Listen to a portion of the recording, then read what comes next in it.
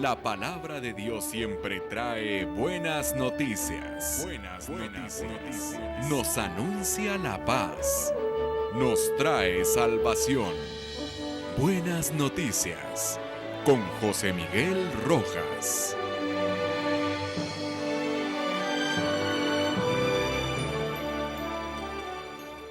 Lucha y edifica.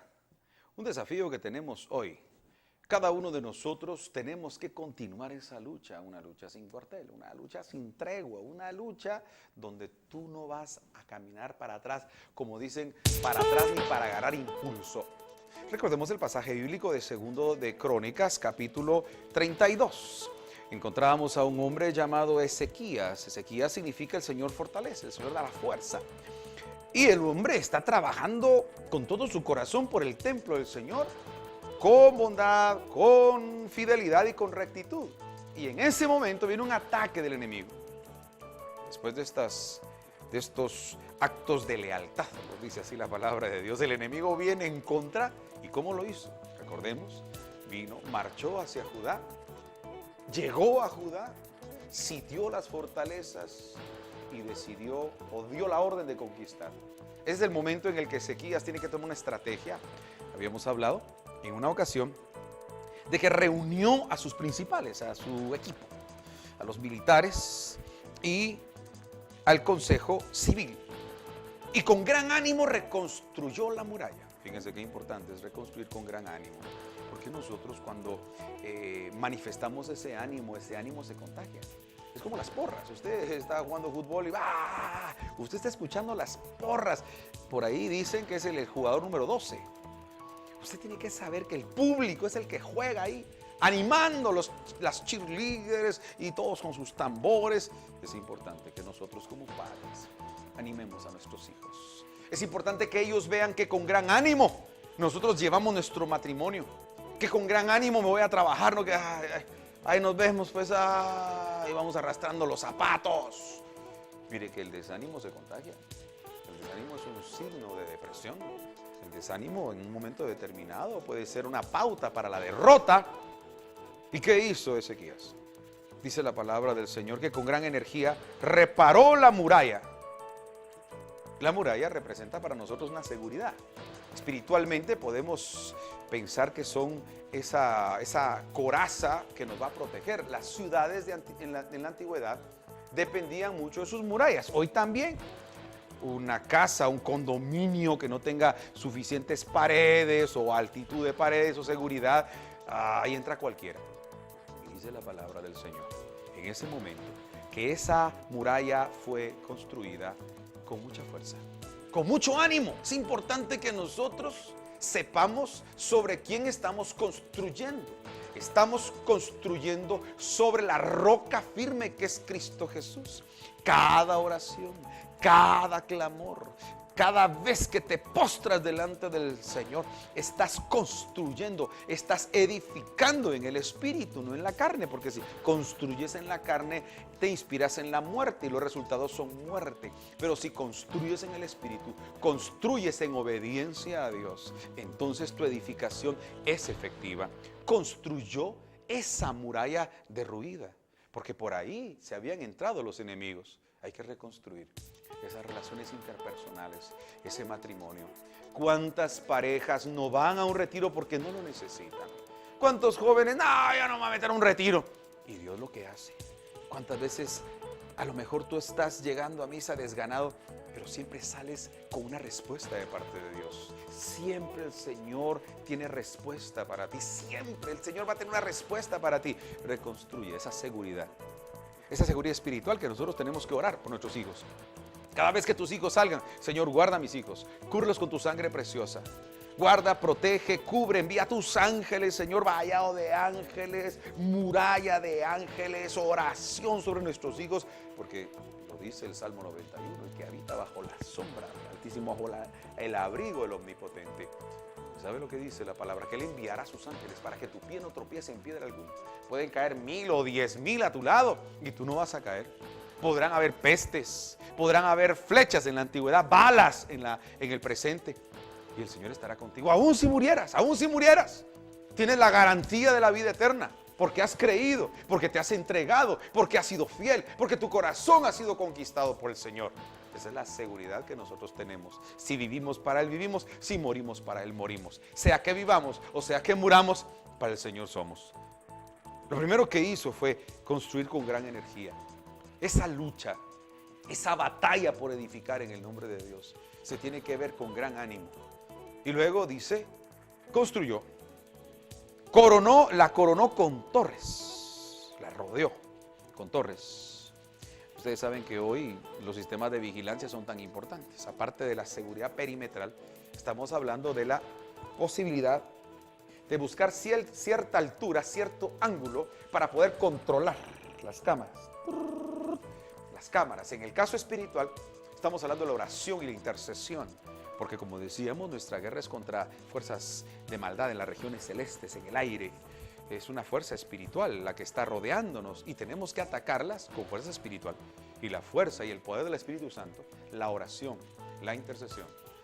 En este momento, nosotros tendríamos que ser hombres y mujeres de oración. Hombres de intercesión, de constante oración. Hombres firmes en su oración. No hombres que duden en orar, sino hombres firmes en su oración. Tenemos que colocar esos lugares altos, no solo de un control, sino de una estrategia. Primero, con gran energía reparó la muralla derruida. Segundo, coronó con torres. Y tercero, edificó una muralla exterior.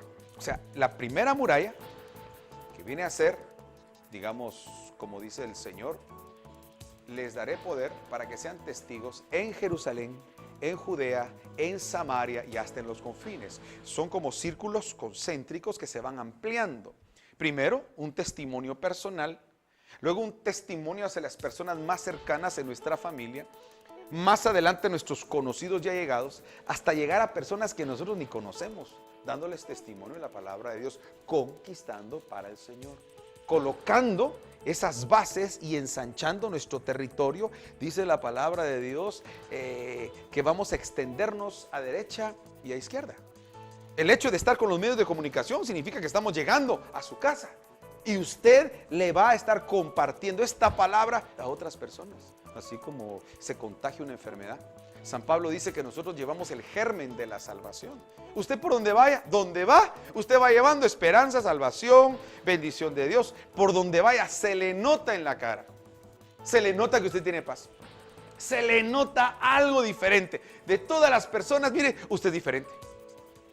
De todas las personas, ¿cómo hablan las demás personas? Usted es diferente. ¿Por qué es diferente? Porque el Señor nos va transformando y nos va moldeando a su imagen y semejanza.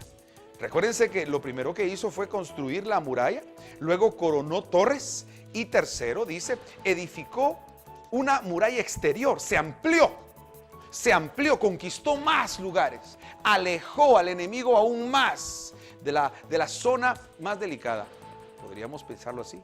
Para nosotros los cristianos, nuestro corazón es el altar de Dios, es donde el Señor habita. Y nosotros tenemos que ir ampliándonos.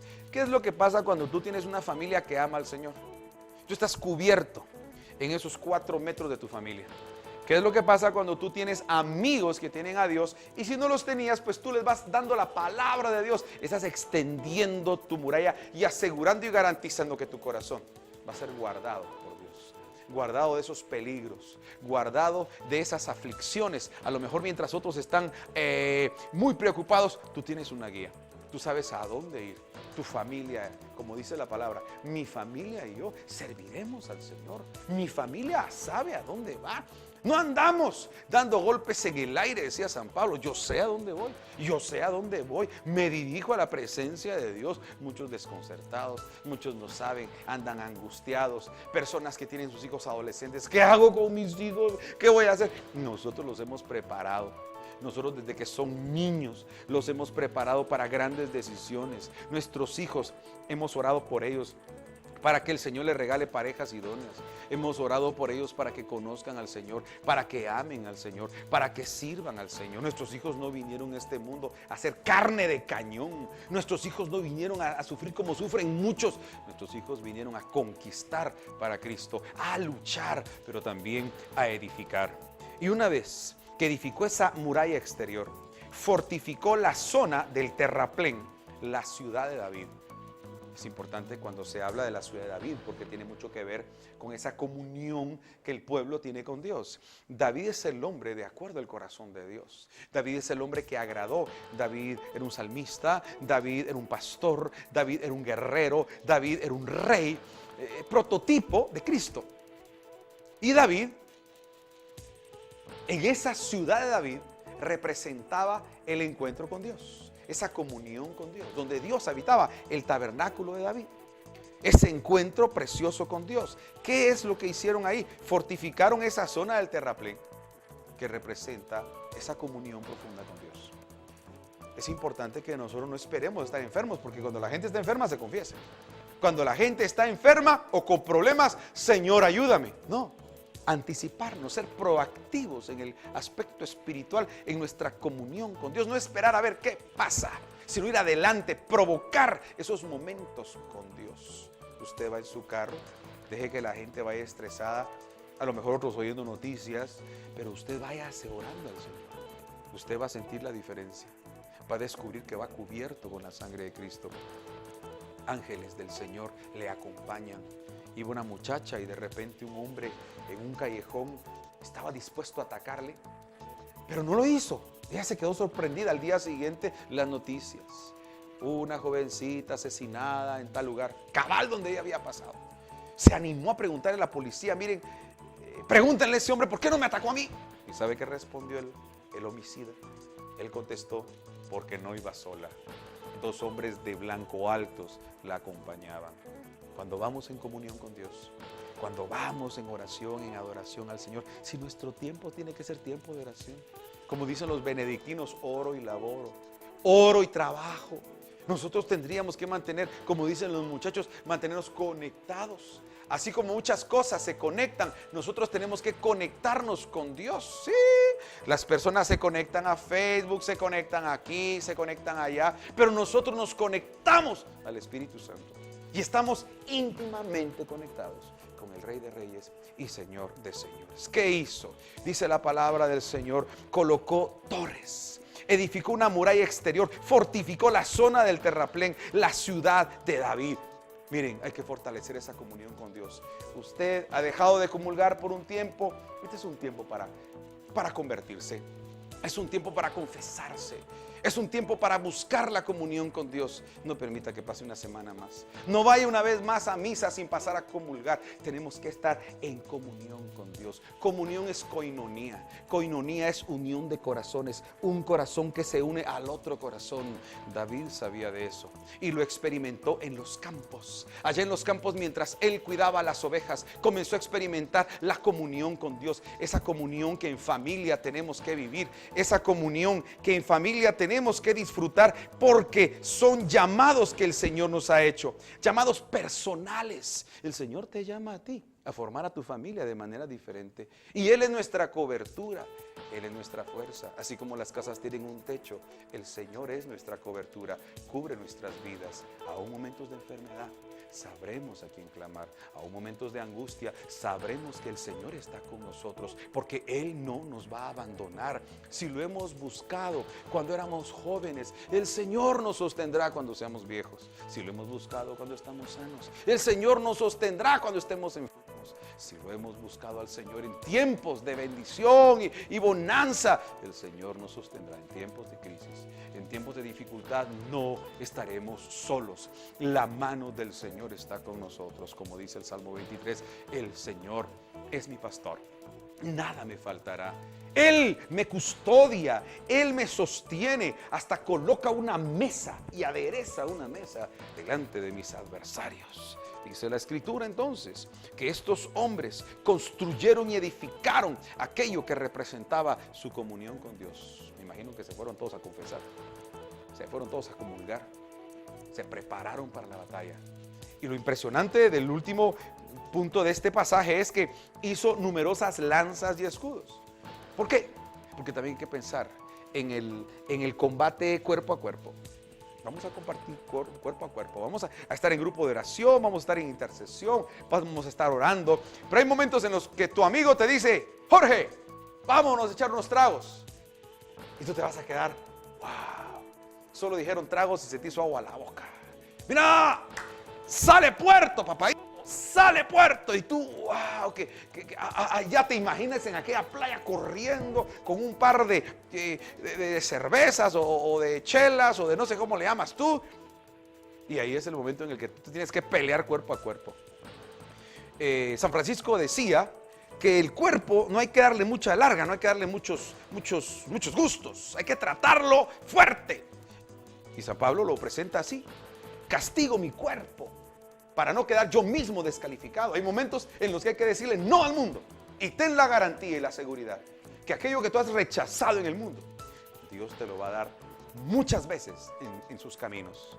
Por ejemplo, las personas, los jóvenes, que tienen las tentaciones de fornicar y esas cosas, que le dicen a uno, mira, vamos con las nenas, le dicen, se los quieren llevar allá, ya sabes dónde. Y en ese momento el muchacho dice, no, esa batalla cuerpo a cuerpo, el escudo de la fe, la espada del Espíritu Santo, tienes que combatir, tienes literalmente que combatir con esa tentación. José en el Antiguo Testamento, una mujer quiso abusar de él, lo acosó, hasta que él salió corriendo, aunque perdió su vestidura. Perdió su libertad, lo metieron preso, pero mantuvo su gracia. Agradó a Dios. Tenía su escudo, tenía su lanza, su espada para combatir cuerpo a cuerpo. Los ejércitos no solo tienen que tener estrategias para combate así masivo, sino que tienen que saber cómo enfrentar a un enemigo cuerpo a cuerpo. ¿Recuerdan ustedes aquella serie Kung Fu, donde decía que sus manos y sus pies eran armas letales? Ustedes saben que no es el primero. Ya lo decía la palabra de Dios acerca de los hombres de David. En segundo libro de Crónicas 12 dice las características de los hombres que peleaban con David. Porque David, aunque primero comenzó con piedras, se comenzó a entrenar y se fue convirtiendo en un excelente guerrero. Hasta el día de hoy Israel se conoce como un país que nadie se mete con ellos.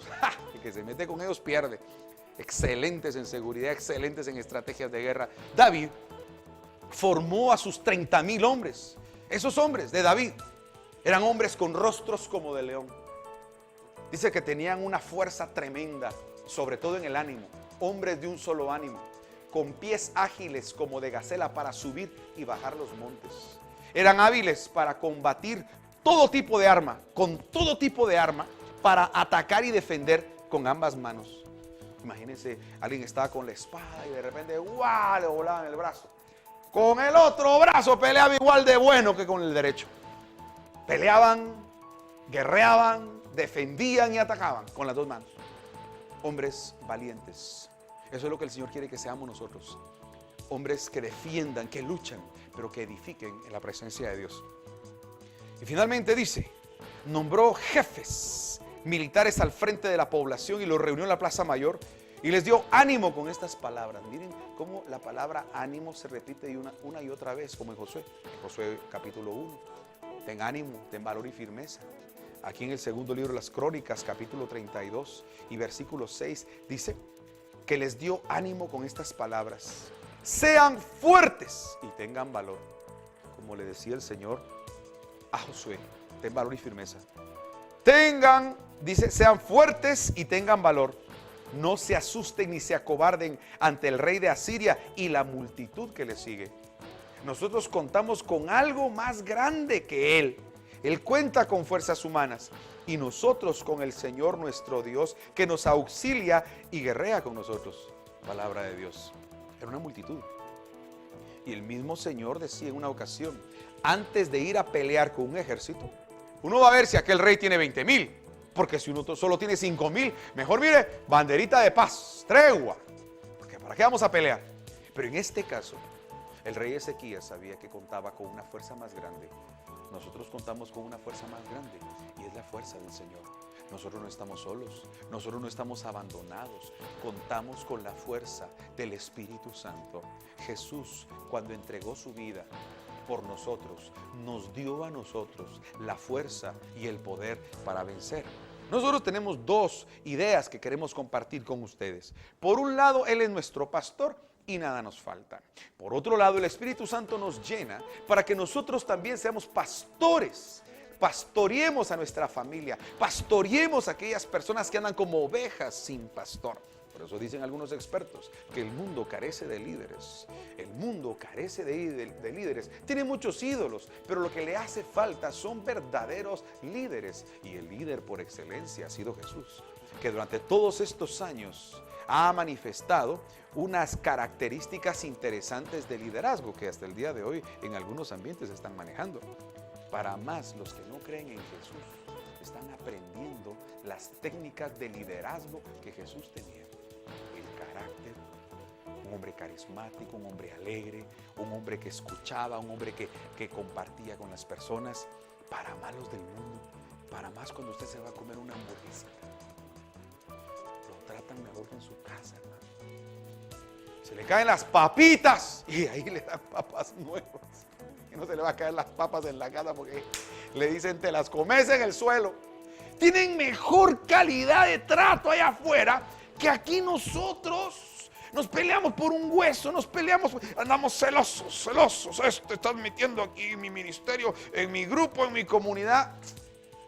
Para más, los del crimen organizado se están uniendo, mientras ustedes más desunidos están.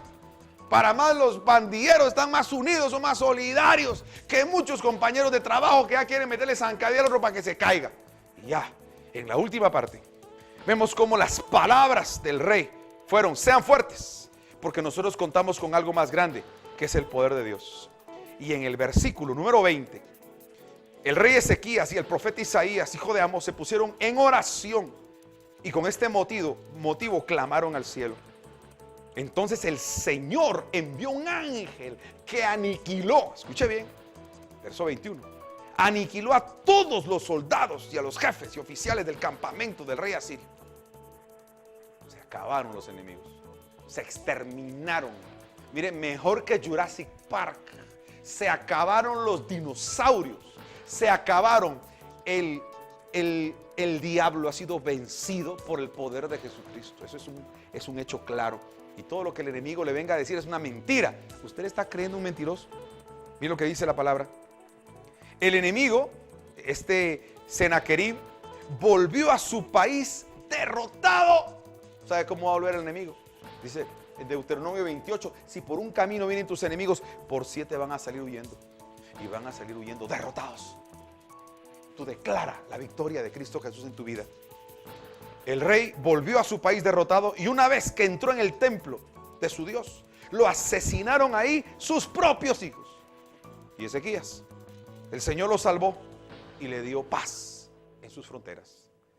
Y mucha gente vino a Jerusalén para ofrecer dones al Señor y presentes a Ezequías, rey de Judá, que a raíz de esto adquirió gran prestigio en todas las naciones.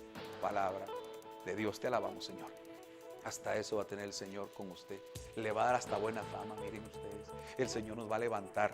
Esos enemigos que han venido a atacarnos van a huir y el Señor los va a quebrantar. ¿Ya le robaron?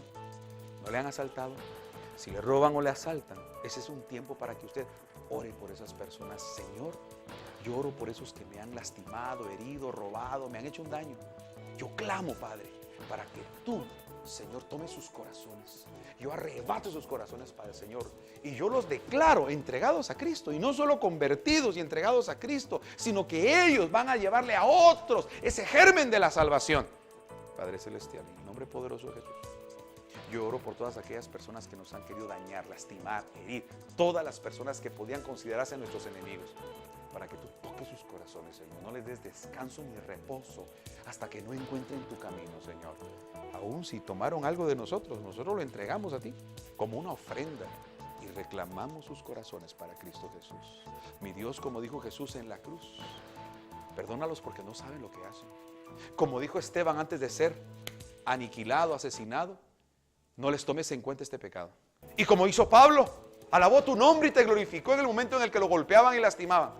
Y tú hiciste que el carcelero de Filipo se convirtiera y que Pablo pudiera atravesarlo con una espada, la espada de 2 filos, que es la palabra de Dios. Oramos por las personas que nos rodean y extendemos nuestras murallas hasta el punto de declarar tu presencia en nuestras casas, en nuestros hogares, en Guatemala, y que tú nos permitas luchar y edificar. En el nombre del Padre, del Hijo y del Espíritu Santo. Amén.